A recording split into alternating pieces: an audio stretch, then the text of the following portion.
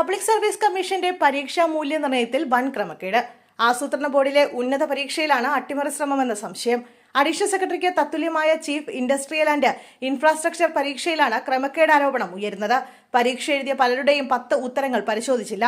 ഉത്തരക്കടലാസിന്റെ പകർപ്പ് പരിശോധനയിലാണ് മാർക്ക് നൽകിയില്ലെന്ന് കണ്ടത്. പരീക്ഷ കഴിഞ്ഞ PSC അതിവേഗം നിയമന ശുപാർശയും നൽകി. പരീക്ഷയിൽ 1 റാങ്ക് നേടിയത് ഇടത് അനുകൂല സംഘടനയിലെ അംഗമാണെന്ന് പരീക്ഷ എഴുതിയ മറ്റുള്ള ഉദ്യോഗാർത്ഥികൾ ആരോപിച്ചു.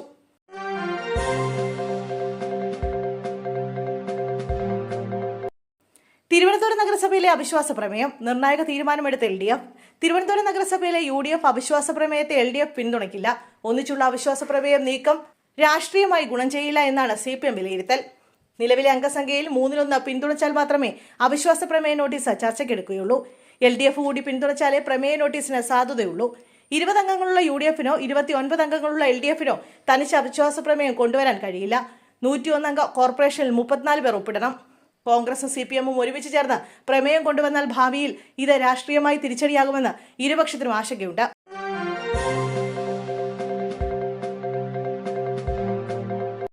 കേരള ഹൌസിലെ ഉദ്യോഗസ്ഥർക്കെതിരെ നടപടി. പ്രതിപക്ഷ നേതാവ് പിണറായി വിജയന്റെ കേരളത്തിലേക്കുള്ള യാത്ര വൈകിയതിൽ കേരള ഹൌസിലെ ഉദ്യോഗസ്ഥർക്കെതിരെ നടപടി ഉണ്ടായേക്കും. കേരള ഹൌസ് പ്രോട്ടോകോൾ വിഭാഗത്തിലെ ഉദ്യോഗസ്ഥരിൽ നിന്ന് വിശദീകരണം തേടിയിട്ടുണ്ട്. ഇന്ന് ചേരുന്ന യോഗത്തിൽ തുടർ നടപടി സംബന്ധിച്ച് തീരുമാനമുണ്ടാകും. പ്രോട്ടോകോൾ വിഭാഗത്തിലെ ഉദ്യോഗസ്ഥരുടെ വീഴ്ച കാരണം പിണറായി വിജയന്റെ യാത്ര മണിക്കൂറുകളോളം വൈകിയിരുന്നു. 4 മണിക്കൂറിലധികം വൈകിയാണ് അദ്ദേഹത്തിന് യാത്ര തിരിക്കാനായത്. ഗുരുതരമായ വീഴ്ച സംഭവിച്ചുവെന്നാണ് പ്രാഥമിക വിലയിരുത്തൽ.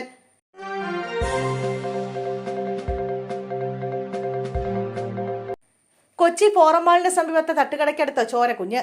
കൊച്ചിയിൽ നവജാത ശിശുവിനെ ഉപേക്ഷ നിലയിൽ കണ്ടെത്തി. ഫോറം മാളിന് സമീപം തട്ടുകട പരിസരത്താണ് കുഞ്ഞിനെ കണ്ടെത്തിയത്. ഒരു ദിവസമോ പ്രസവിച്ച മണിക്കൂറുകൾ മാത്രമോ പ്രായമുള്ള കുഞ്ഞിനെയാണ് ഉപേക്ഷ നിലയിൽ കണ്ടെത്തിയതെന്ന് മരട് പോലീസ് വ്യക്തമാക്കി. കുട്ടിയുടെ ആരോഗ്യനില തൃപ്തികരമാണെന്നും കുഞ്ഞിനെ എറണാകുളം അമ്മത്തൊട്ടിലേക്ക് കൈമാറിയെന്നും പോലീസ് പറഞ്ഞു.